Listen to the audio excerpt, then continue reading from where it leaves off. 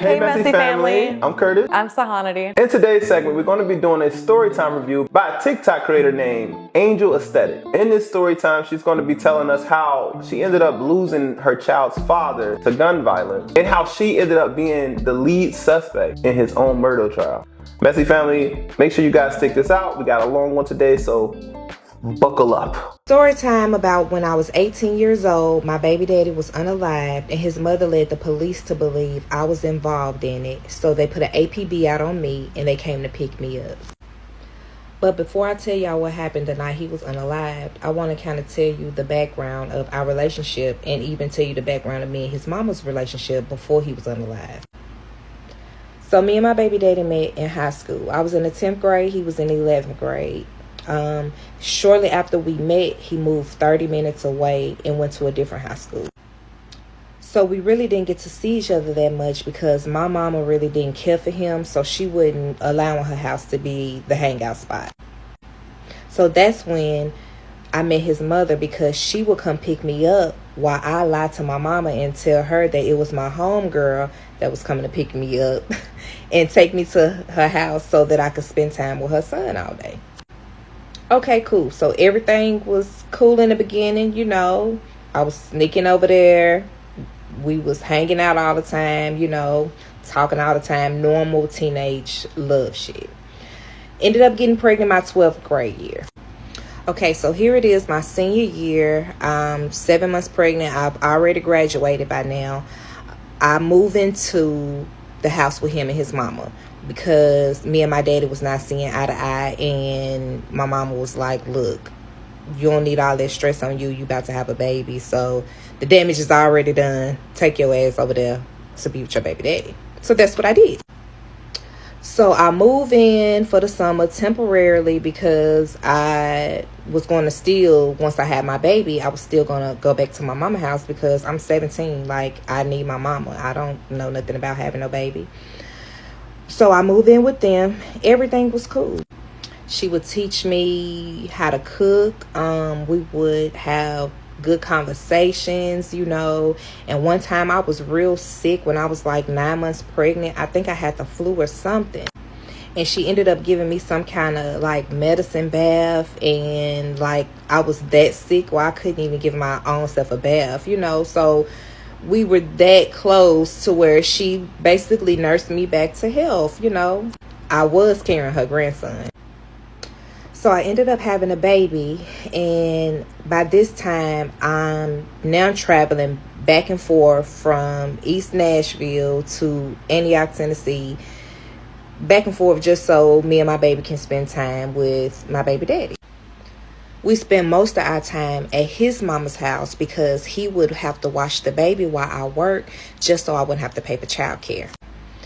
So as I'm staying in the house with this lady, I started to notice that she used to get real paranoid for a certain reason. And, you know, if you know, you know. But at the time, my young mind, I didn't have a clue why she was acting like this. I just knew, like, yeah, it's time for me to get my own shit, get me and my baby up out of here. So when I turned 18, my baby was like 3 months old. I moved to some apartments down the street from his mama house. And of course, he came and moved in with me. It started off good. Again, he would watch the baby while I would go to work, and I went to school part-time at night. He would have the house clean, you know, have the baby fed clean when I come home. And then he would leave. I didn't mind, you know, because I was tired. It's my baby time, you know, so I got this. But I noticed he would come home very, very angry about the smallest shit. Keep in mind, I am 18 at the time, and I didn't really grow up around people doing street drugs. Like, if it wasn't weed, I didn't really know too much about it. So he would come home and just start picking fights, just to like literally put his hands on me. And I never experienced that until we moved in together. So one time the fighting got so bad, I remember being asleep in a bed with my baby in my arms. We knocked out sleep. It was during the daytime. I can't remember, you know, what was going on. I just know I was asleep. Hell, I had a newborn. This nigga came home and was upset at me that I was asleep during the day and thought that I was pregnant again and trying to hide it from him. So he grabs me by the bottom of my feet with my baby in my arm, me sleep, and drags me out of the bed. When he drags me out of the bed, I instantly hit my head on the floor, and I don't remember what happened after that. All I remember is when I woke up, the EMT was in my house and my baby was gone. So they trying to get me checked out. I'm really not understanding what's going on. All I'm trying to figure out is, where's my baby? Where's my baby? So the EMT is telling me, ma'am, we don't know nothing about no baby. We got a call stating that you were in the house and you needed medical help. I'm still really not registering what's going on at the time, because all I could think about is, where is my baby? So by this time, I was able to tell the police what happened and realized that my baby daddy probably has my child. So the police assured me that, hey, we'll get your baby back because you are the legal guardian of your child. Like, he really don't have no parental rights to take your child without your permission. So he ended up giving the baby to the police. The police gave the baby back to me. Cool. I put his shit out same night. So after a few days go by, we ended up talking again. He's still at his mama's house, but of course I needed him to babysit my child because I didn't have childcare and I was working and going to school. So on this particular day, I get off and I go to his mama's house to pick up my child like normal, and he wants to come back with me and my baby to my house, but I wasn't feeling it. So of course I told him no, and we instantly started arguing. As we going back and forth, mind you, I got my baby in my arms. I'm putting my baby in the back seat in his car seat and strapping him in. As I come around my car to get in the driver's side, this man picks up a big wooden log that he kept in front of his basketball goal to keep it from moving, and just start busting out my windows. He busted the front window first. When he did it, I instantly screamed because I just saw glass flying everywhere.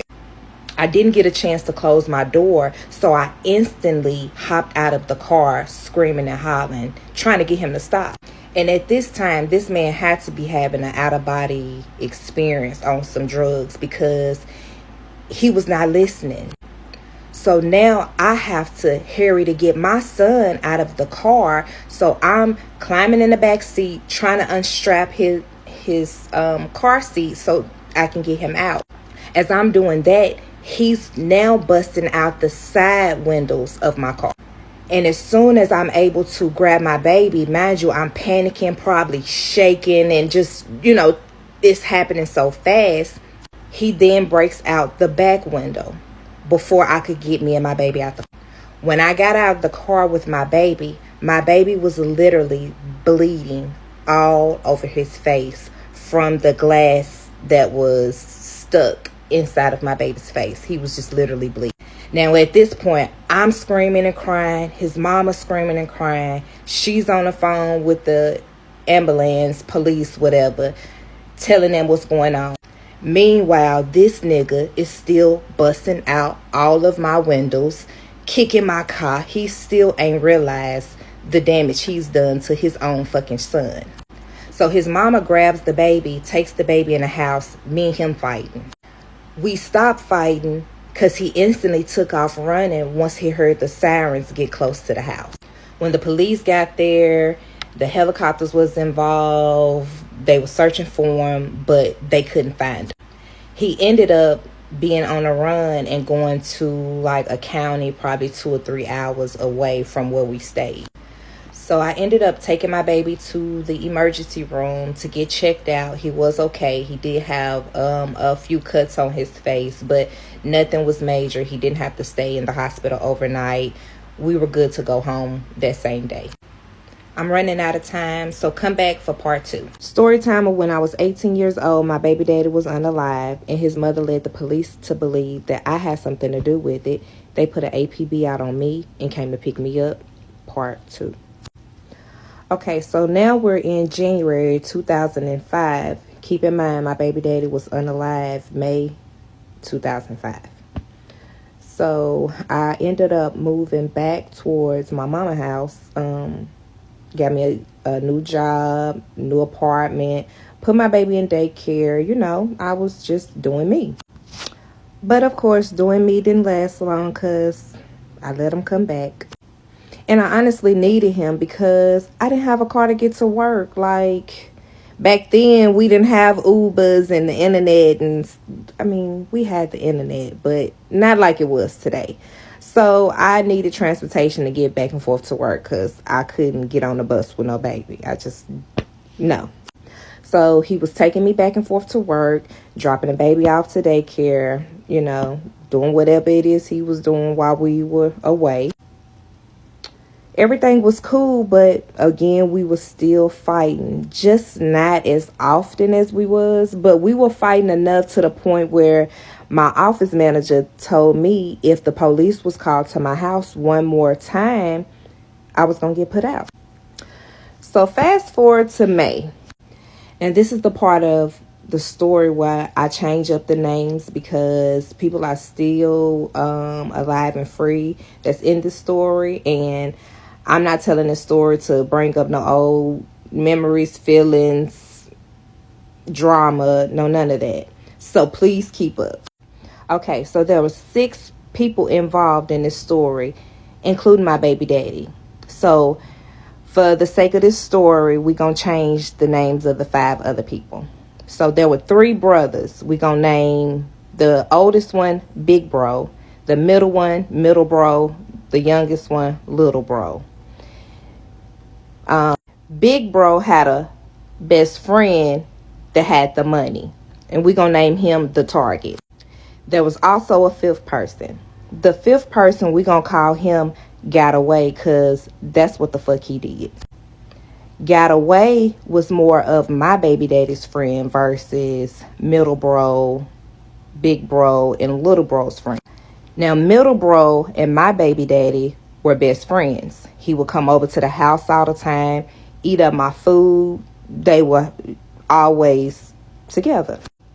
Okay, so we're in May 2005 now. Probably 2 weeks before my baby daddy was unalive. Okay, so one day I go to work. He picked me up. We go get the baby. We go home like normal. And, you know, he goes to hang with Middle Bro, Little Bro, and Got Away. Nothing out the normal, you know. I do my thing, cook, clean, put my baby to bed. I go to bed. So my phone is blowing up about 2:30 in the morning, 2 o'clock. He's calling my phone talking about, open up the door, open up the door. So I'm like, what's going on? What's going on? Man, open up the door. I'll tell you when I get there. I'll just open up the door. So I run downstairs, unlock the door, and I stand by the door and wait for him to come in and figure out what the fuck going on.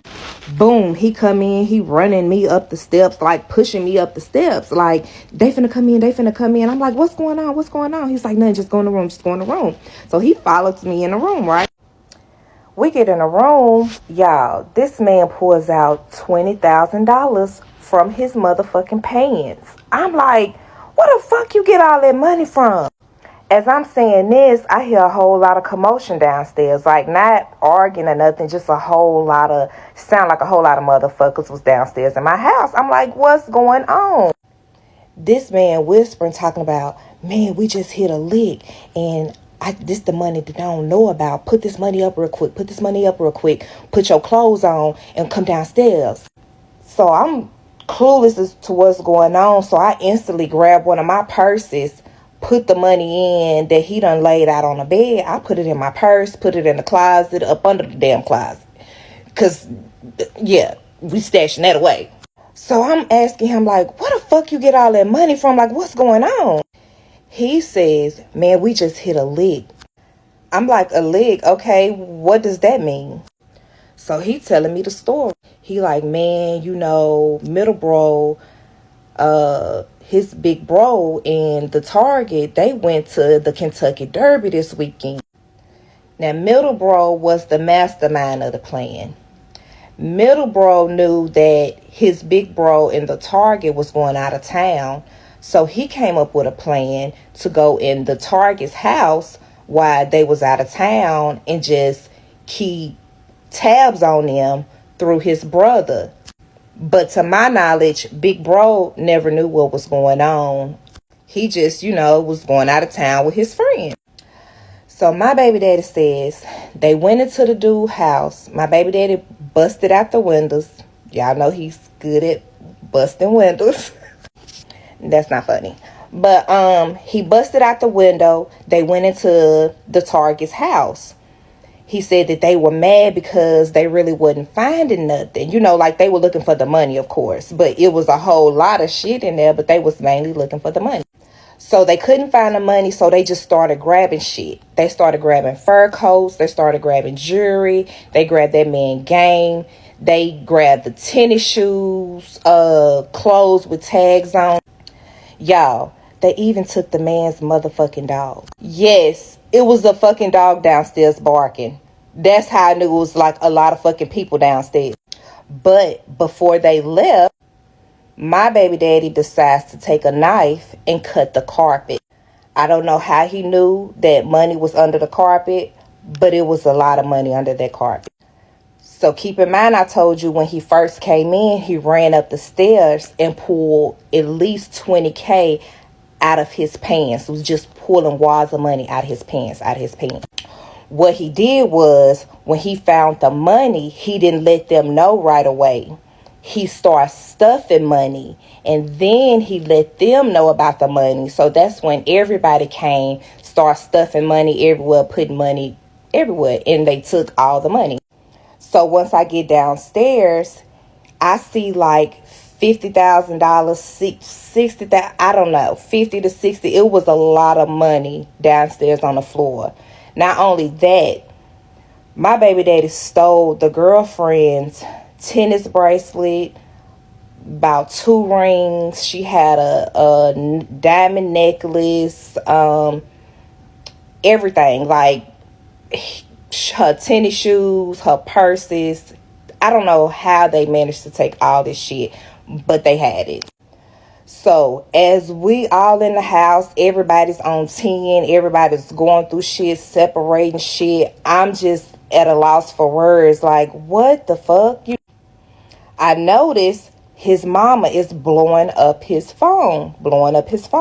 So I asked him, what is she blowing up your phone for? Like, it's 2, 3 in the morning. Like, why is your mama calling you?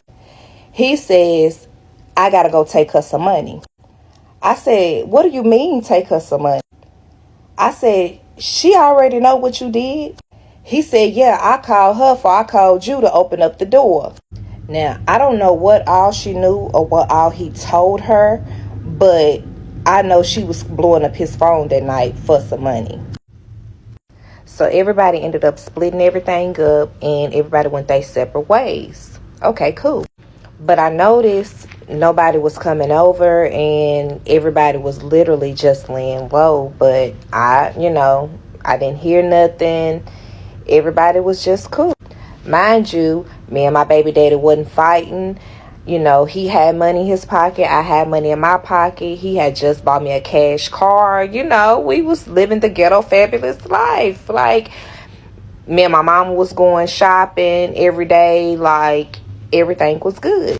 So now we're getting into when the Target came back from out of town and found out his house was broken into and how my baby daddy was the only one that ended up unalived. Like and comment for part 3.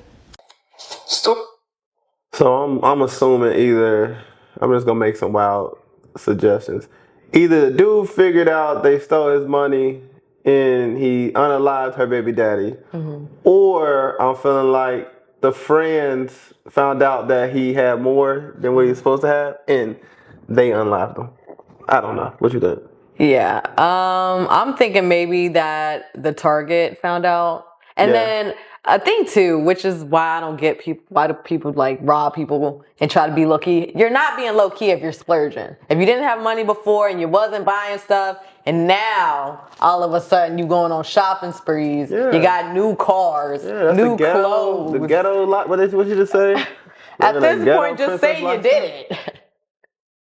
At this point. This is why you can't tell everybody what's going on, because in order for them to be able to do something like that, they had to know what was going on. See, being too friendly and oversharing, he probably was sharing with his friend, which is their brother, the older brother or whatever the case, and he just was talking too much to his brothers, knowing who they were, and they just did that behind his back, which is crazy because you about to put him in a situation when he wasn't even, like, he probably don't even know what the hell going on. You feel me? Yeah. So, yeah, if the target found out, I could see why they turned to her baby daddy, because everyone else that's involved are brothers. Why would they turn their back on their own family? And you should always know, before you go out of town, do not tell anyone you're going out of town unless you got a house sitter, have cameras set up. Like, don't tell anyone where you're going, when you coming back, the schedule. Right. Yeah. What do you guys think so far? What do y'all think at this point? What y'all think the plot's going to be? Story time on how I was 18 years old and my baby daddy was unalived, and his mother convinced the police that I had something to do with it, and they put an APB out on me and came to pick me up. Part 3. So, okay, we are now in the week of his unaliving. He was unalived on a Sunday. So let's go back to Monday. During the week, everything was cool. You know, I had my new car. I had some money in my pocket. He had some money in his pocket. We was spending money. I was still working, you know, taking the baby back and forth to daycare. Since I got a car now, everything was cool. Friday rolls around, or it may have been Thursday. I don't know. One of those days, he wanted to take my car and drive it all day. And he wanted me to drive his car. But at the time, he had a box Chevy and it didn't have no air in it. So I was not getting in that car with my baby. Like, no, this is my car. You bought it for me, and that's what I'm going to drive. He didn't like that. And, of course, we got into another fight. So this time, I ended up slashing his tires. I don't know why I slashed his tires, but I slashed his tires. And the police was called.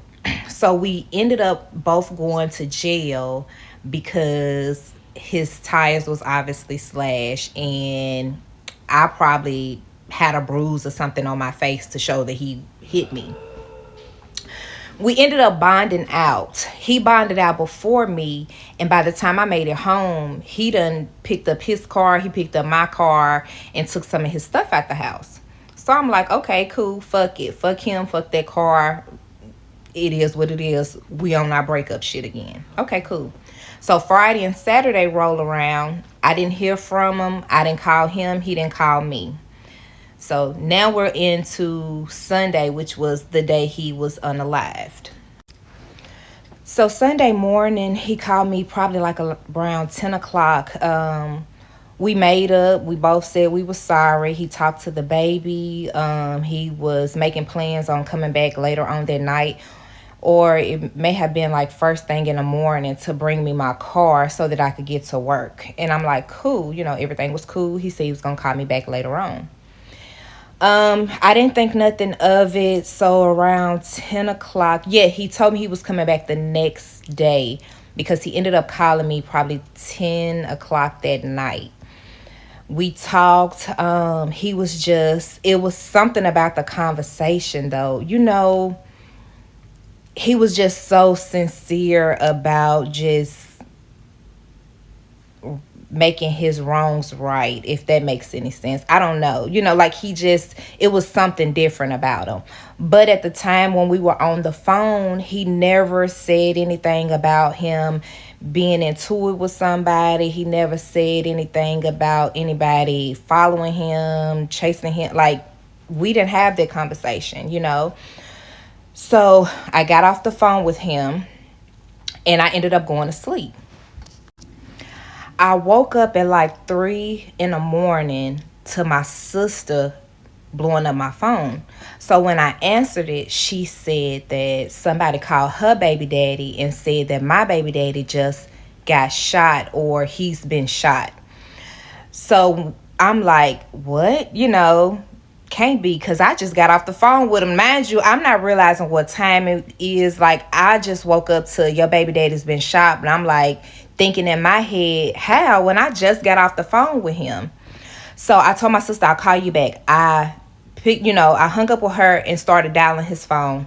I called this man's phone at least 14 fucking times. I was just calling back to back to back to back. Nobody was answering.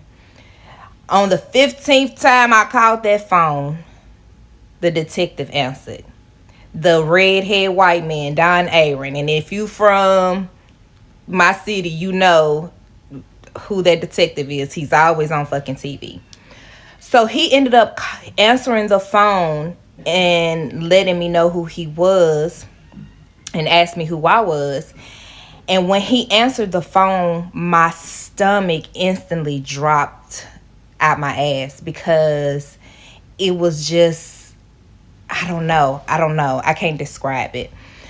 So he kept telling me, asking me where I was, and I told him where I was, and I'm like, where's such and such? Where's my baby daddy? What's going on? Somebody told me he was shot, and he just kept saying, ma'am, calm down. We need to come to you. Where are you? And I was telling him I'm at home, but I need to know what's wrong. Is he okay? He was like, ma'am, we just have to talk to you in person. Please stay there. We're on the way. And I hung up. So listen, I'm not thinking that they're coming to interrogate me because they think I had something to do with it.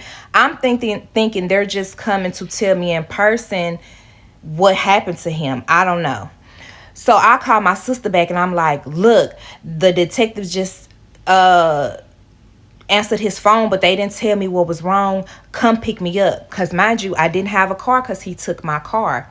My sister, who couldn't fucking drive, but managed to, her baby daddy now, he sleeps like a bear, y'all. I don't know how this man ended up going back to sleep, or I don't know, but she couldn't wake him back up to come pick me up. My bad, my son was calling my name. I got sidetracked.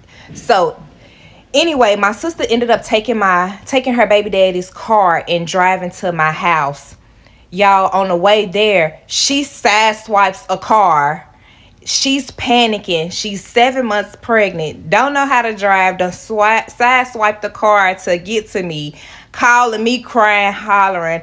I'm calling, crying, hollering, because, bitch, something wrong with my baby daddy. Get here. I don't give a fuck if you hit somebody. Like, get here, girl. So she finally comes to pick me up. Me, her, and my baby shoot out to 30 minutes away to where his mama lived. When I pulled up at his mama's house, mind you, in my mind, I'm still thinking like, okay, my baby daddy is just shot. Let me go figure out what hospital he's at. Like, I got to be there for my baby daddy. So when I pulled up at his mama's house, I walk up to the door. The door was open. I seen a lot of people there at her house. She instantly runs out the house in my face, damn near trying to hit me, talking about, my son dead, bitch. You killed my son. Yeah, he dead, bitch. Why are you even over here? So mind you, this is the first time I'm hearing of him being deceased. Like, all I could do was freeze. I just was froze. I couldn't understand it. Like, it just wasn't registering. So my sister gets out the car. She's pulling me away from the mama, the sister, the aunties, all holding the mama back like she was about to really like get into my ass. But I'm just froze like, what? Like trying to register what she was telling me. So whole time the police is blowing up my phone because now they have made it to my house and I'm not there. So when I answered the phone, I'm just panicking. My sister panicking. We're sitting in the car. The mama and the family, they're still in the yard just talking mad shit to me. I'm just in the car. I answered the phone. I'm listening to the police. He's like, ma'am, where are you? Stay put. We're coming to get you, and I don't know. I had to have told them that I was at his mama's house. I don't remember what I said, but they were on their way there to pick me up. So again, I still don't know that I'm the potential suspect, I leave. We pull off because his mama at this time was just doing the fucking most. And my sister was like, look, let's just pull off. So at this time, we just driving, headed back home. So by the time the police get to his mama house, I'm not there. So now they really calling my phone. And I don't know. This part was a kind of a blur because I just remember me and my sister pulled over into some apartment complex because we were crying so fucking hard. Neither one of us could drive. Like, I was driving, but I couldn't drive, and she damn sure couldn't take over and drive. So we were just in the car bawling. And he ended up calling my phone again, and I answered it. I'm running out of time. I promise I'm finna do part 4 right now. Stay tuned. The first place you go when you commit a crime is to a loved one's house. Yeah, they got it all wrong. I think her mom probably just thinks she did it because, like, obviously she knows a little bit more about her than we know. I mean, they was in a domestic relationship. I think the mom thought that only the mom and her knew about the extra money. Mm-hmm. But who's to say somebody else didn't find out? It just seems a little suspect. But I'm starting to understand why her mom might have thought that she had something to do with it, though. She think they're the only ones that know about this money. And if you two are the only one to know about a stash, who do you think about to get it if the person passed away? I'm trying to figure out why she just didn't stay and wait for the police. Exactly. Because now you look like... You look like a suspect. You keep moving. Like, every time you tell us you here, and then you panic and you leave here. Why would you tell us you here? If you feel like all we're doing is coming to tell you this, you don't even know yet. Mm-hmm. So you run? Right. Okay, you're trying to get to the scene. I got it. Boom. But why even go to the mom's house for more information? I don't know. Let's get into part 4. Storytime part 4. And if you haven't watched my previous videos, please go back and watch part 1, 2, and 3 so that you can understand what's going on. Okay, so boom. Me and my sister at this time are at some apartment complex, just sitting in a car, crying, hysterical, waiting on the cops to come pick me up because they've already told me, like, if you plan on running, it's going to be even worse for you, blah, blah, blah. Stay where you at. We're on the way. So when they pulled up, they wasn't mean to me. They was just letting me know what's going on, and they let me know that he was pronounced unalived, and told me the time he was pronounced unalived. And they were like, they just wanted me to go down to the police station with them to be questioned, about the situation. So when they put me in the back of the police car, my sister still had my baby. She was in a car. They went and talked to her, let her know what's going on. I really don't remember what happened with her, if she went home or whatever. But I ended up going to the police station. To me, it was just like First 48. Like, they played good cop, bad cop, just going over our whole little relationship history. Then they pulled out the records of all our domestic violence cases that we've had. Mind you, we just got out of jail now for the domestic violence of me slashing his tires and him putting his hands on me. So at the time, everything was just happening so fast. I just kept saying, I don't know what's going on. I don't know, because I did not have a clue what happened. I didn't have a clue of what happened. So at this time, I did not mention nothing about what he did previously or nothing, because I don't know what's going on. So the detective let me know that my baby daddy was unalive due to he was being followed as he was going to his mama's house. He turned on his mama's street. They turned on his mama's street. They started shooting. Mind you, my baby daddy has a black on black box Chevy, can't see in, can't see out type tents. Yeah, they were real dark. So as he's driving, they're chasing him, shooting pum pum and trying to, and as I was told, it was at least 20 shell casings out beside his car, but only one, I don't know if I can say this for TikTok, but only one of them hit the back of the window. It went through the car seat and hit the back of my baby daddy's neck and came out the front of his neck. And instead of him being able to turn into his mother's driveway, he ended up veering off into the neighbor across the street driveway. And the neighbor across the street ran outside to pull him out of the car, but that's when he took his last breath. This is what allegedly happened. So the detectives also let me know that the mama told them she saw me in the getaway car as they was shooting at her son. And the lady said so much crazy shit. I don't even remember the whole story of what she told them people, because mind you, this is all new to me. I'm 18 years old, experiencing my baby daddy's unaliving, and also on top of being a suspect in his crime that I had nothing to do with. So whole time his mama never told the police nothing that he was into. So I was scared. I ended up telling everything. I told everything that fucking happened. But what I left out was the names of the people involved. Please don't judge me. I didn't tell the names of the people involved because I was so scared. They knew where I lived. I still didn't have the police literally didn't tell me if they were looking into anybody or if they even knew the story before I told the story, So as I finished telling the detectives everything that I knew that happened, they started to ask me if my baby daddy was beefing with anybody of this name. And they started saying his nickname, street name, but they wasn't saying his name. They were saying like stuff similar to his nickname to see if I would be like, oh yeah, it was such and such.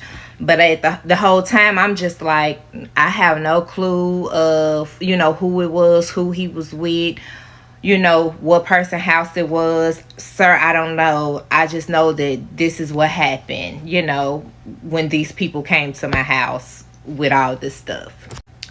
And y'all, I'm literally trying to tell this story without being all over the place because this was 20 years ago, and when you deal with something so young and traumatic, you kind of put it in the back of your mind. So it's now everything is coming up, and so just bear with me. Just bear with me, okay?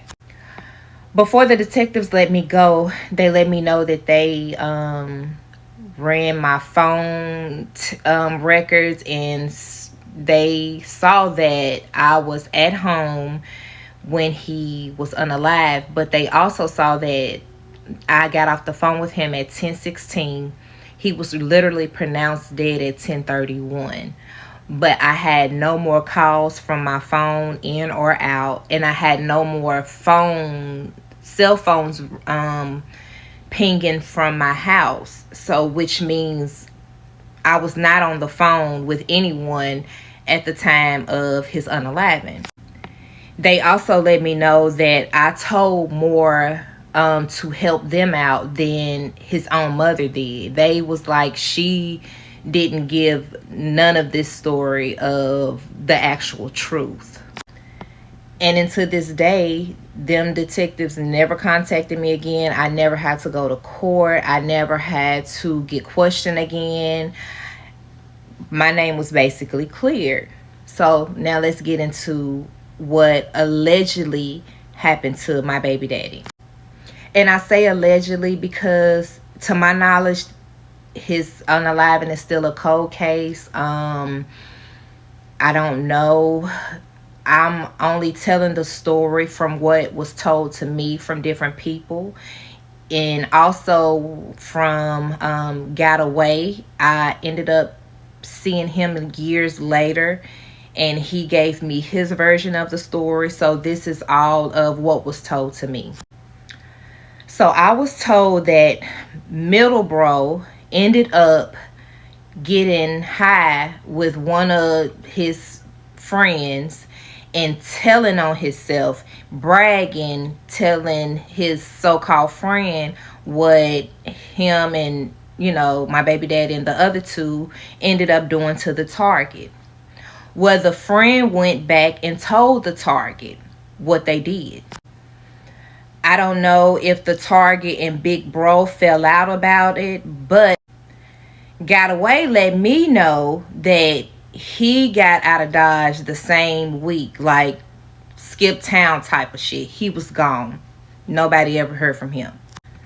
My baby daddy, on the other hand, he didn't have nobody but himself. He really didn't hang with a lot of people, so he didn't have no big brother to settle a debt or money to set.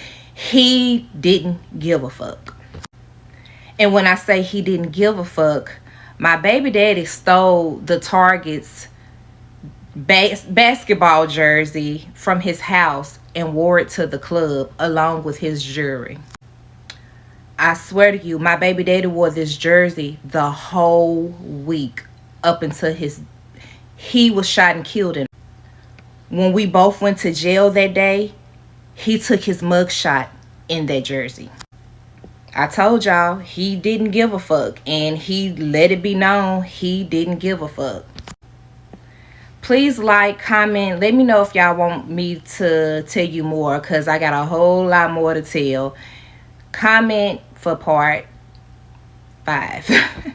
Storytime part 5. And if you haven't watched the previous videos, please start with part 1 so you'll know what's going on. Okay.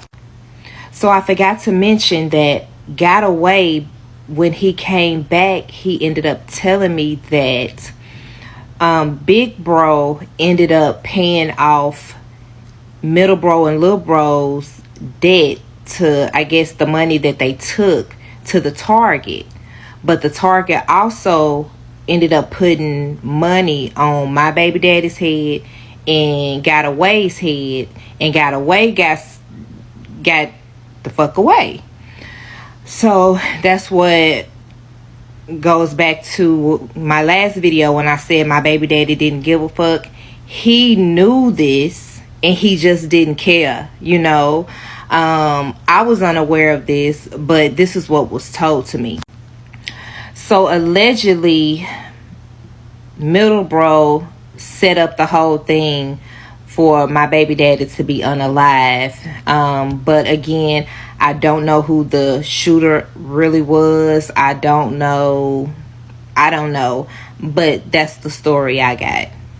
Now let's go to the funeral. At the funeral, this is when his mama really started acting an ass towards me. So at the funeral, everybody had on their rest in peace shirts that I knew nothing about. So I didn't have a rest in peace shirt. Okay, cool.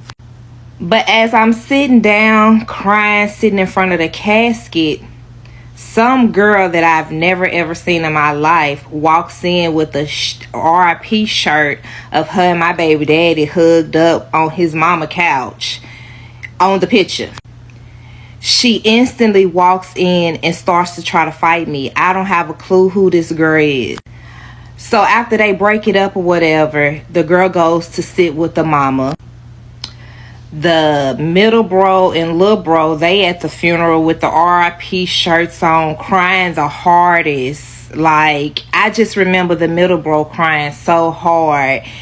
It was like, damn, was y'all like, come on now, you doing too much. But of course, I know now his guilty conscience was eating his ass up. That's all that was. So after the funeral, things just got worse with me and his mama. Like, she just started to do everything that she can just to make my life a living hell. Like, she literally told me one day, it's not fair that I still have my son and her son is gone. So she decided to take me to court to get custody of my son, which she didn't get. We went to a mediation, just all kind of stuff. So after the funeral, a lady told me about victims' compensation money, which is if you get, if a loved one gets killed in a brutally crime, then their kids or whoever they left behind can apply to get, you know, trust fund money. So I decided to go down to the office and apply like the lady told me to, and I ended up getting a caseworker. Caseworker went over everything, and the caseworker said, do you happen to know such and such? Such and such is my baby daddy's mama. I said yes and told them who she was to me. They said, well, we already have something on file for her trying to receive the money for your son, and she be the beneficiary of it. I said, well, how could y'all do that when that's my child? They said, oh, she already came down here and filed. She said that you were on drugs and she couldn't locate you right now. And that she was taking care of your son full time because her son is now deceased.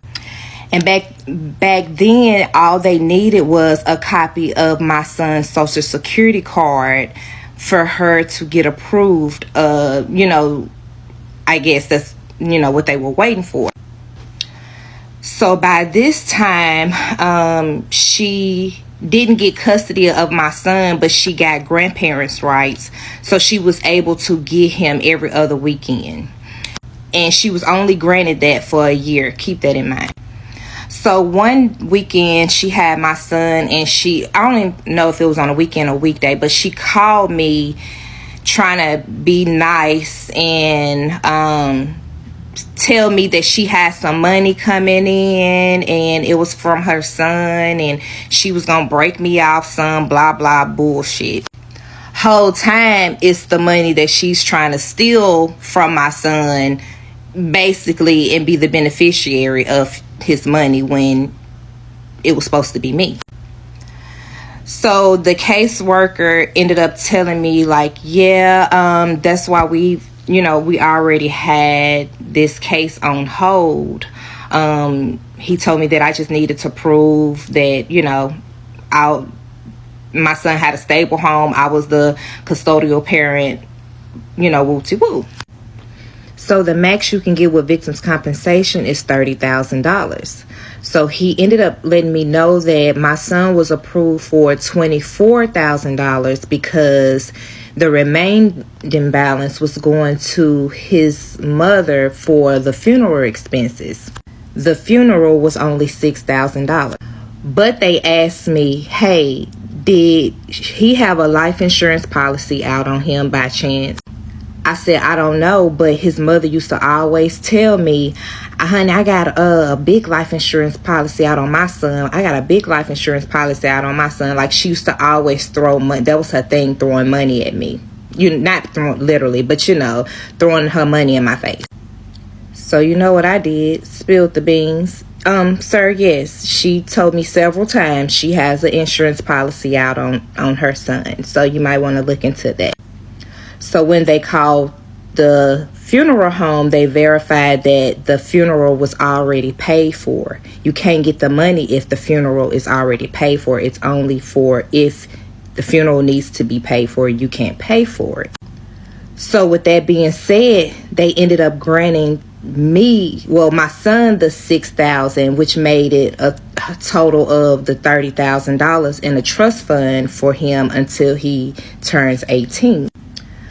So they had to call and let her know, like, hey, such and such, we just want to update you on the case. We're closing the case.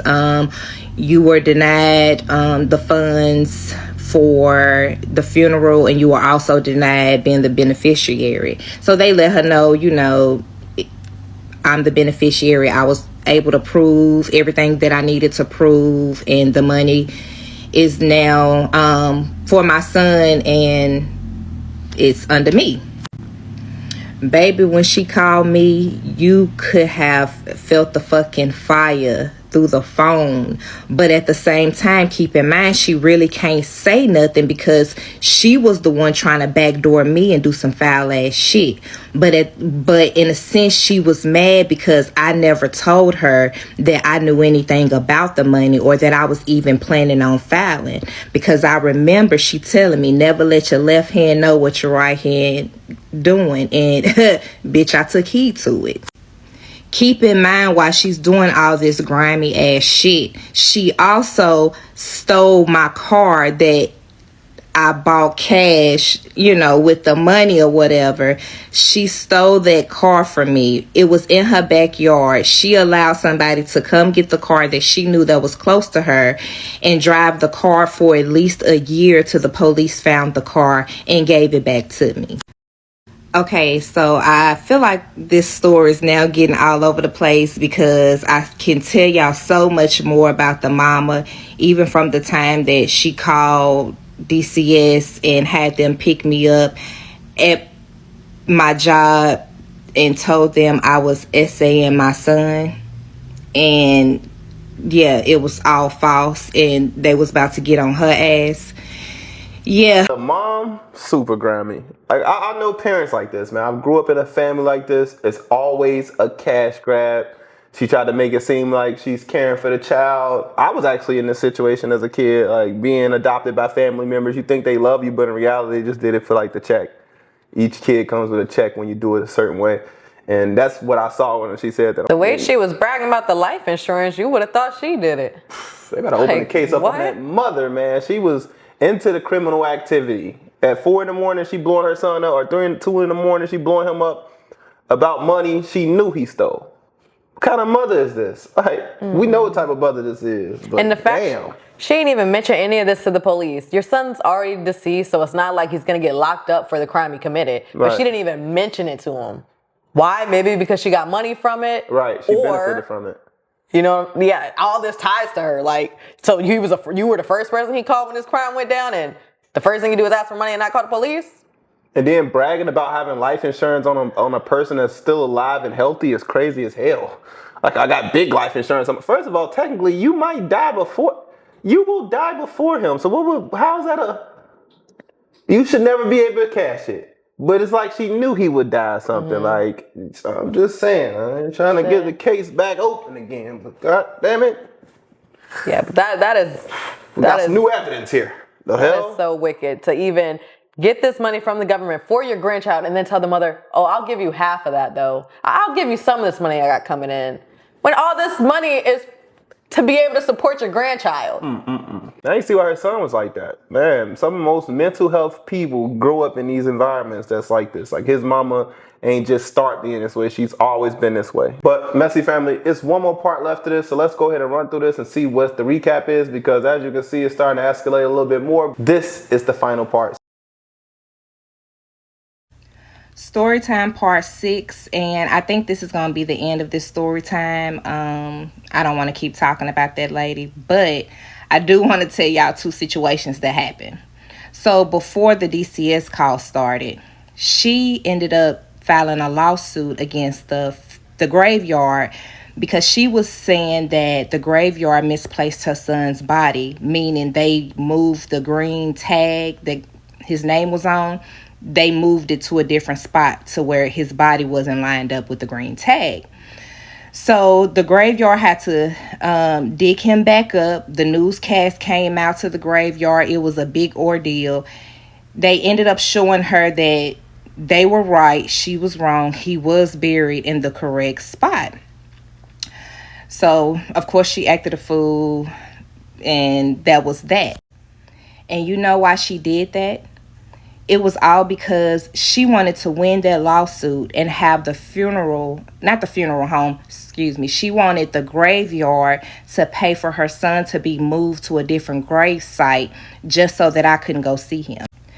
Because when he first was unalived, I was going to the graveyard every day. I was putting flowers on there, putting pictures of me and my son on there. Like, I was just doing the most, because I missed him. I was 18. But I noticed that when I would come back the next day or the next few days, everything I would put out would be ripped up. It would be missing. It would be stepped on, just intentionally damaged. And I ain't gonna lie, that hurt my feelings. So I eventually stopped going because it was just too much. Like, the lady would not let me grieve her son for nothing in the world. Like, she really wanted me to be as miserable as she was and still is.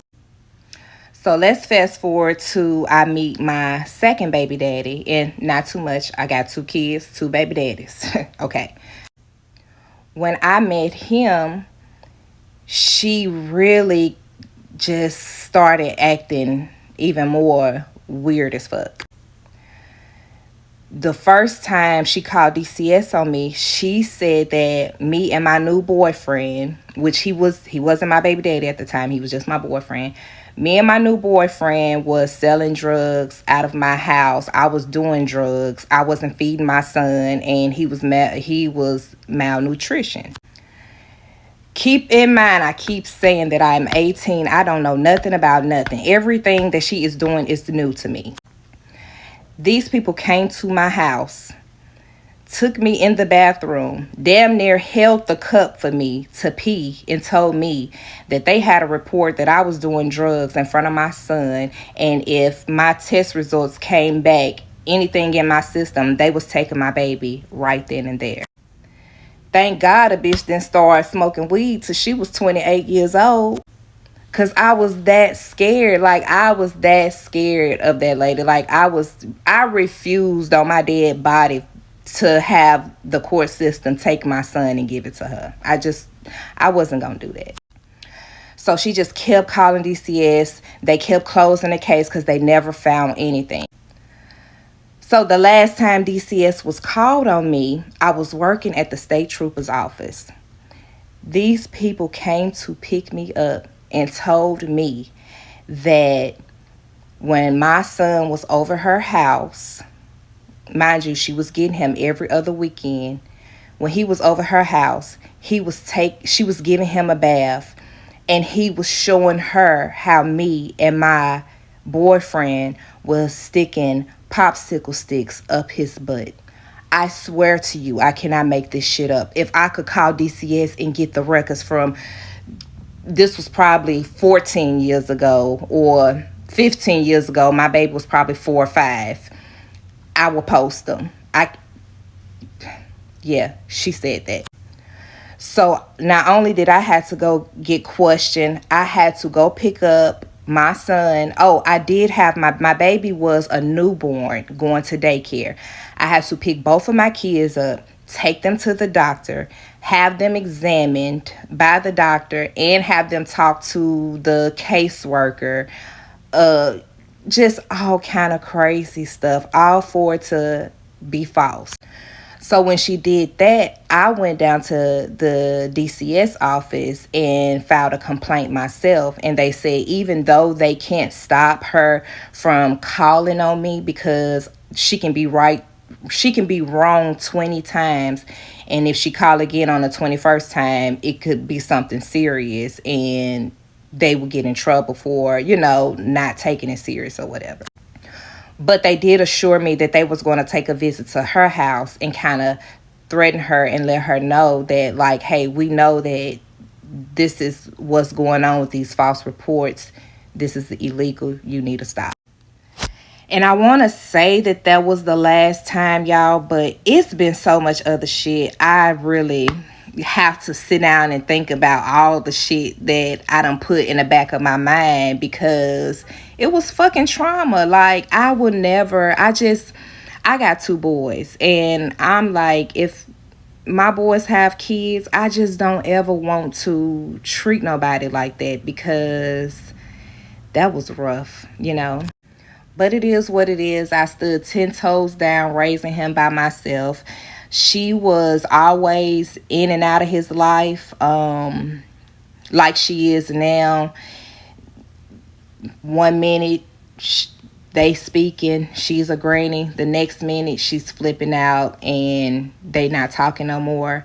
But my son will be 21 in next month, and I don't really give 2 fucks what they do with their relationship, honestly, because me and her has never had a good relationship since her son died. Like, probably never will. The love of money is the root of all evil. People who are obsessed with money would do anything. You cannot be moved by money, man. You can't trust people that's moved by money. Like, I wouldn't even have sent my kid over there. But the fact is, she went to court and got rights to it. So it's like, you can't not do it. Mm-hmm. But it's like, deep down that this woman is just trying to do a money grab. And the fact that you question my son while he's in the shower, like taking a bath, that would have... But anywho, like some people are just built for this, but me personally, I don't know how I would have handled that. I mean, I couldn't even imagine. You're grieving, and then you got his mother making it that much harder to keep that relationship for her and the grandson to be together. Right. Salute to her for actually trying, though. For actually like giving the grandma a shot to fail.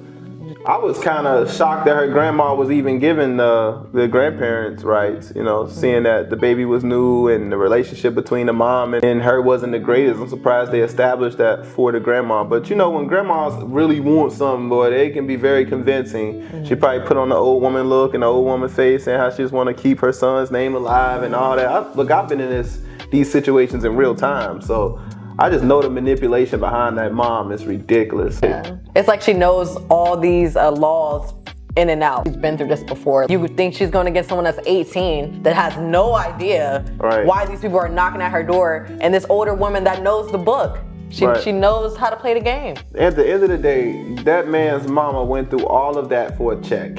All of those court hearings, all of that was just to either repercussions for not getting a check or trying to get the check. You know what I'm saying? So anything she did after that, keep calling the CPS on her, it was because she was just trying to prove that this woman, at this point, she just trying to take your son away.